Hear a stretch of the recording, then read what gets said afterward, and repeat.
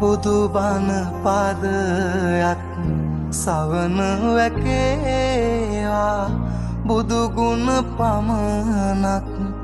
සිතට නැගේවා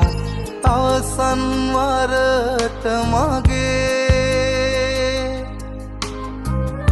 ඇස් පිය වෙන මොහොතේ බුදු හිමිරුව මට මැවී පෙනේවා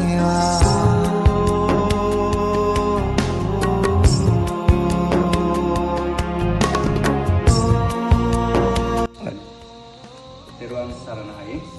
අද 2025 4 මාසයේ 26 වෙනි දින විශේෂයෙන්ම මන් නුවර ඉන්න කාලෙත් මෙහෙට ආවට පස්සේ මගේ බොහෝ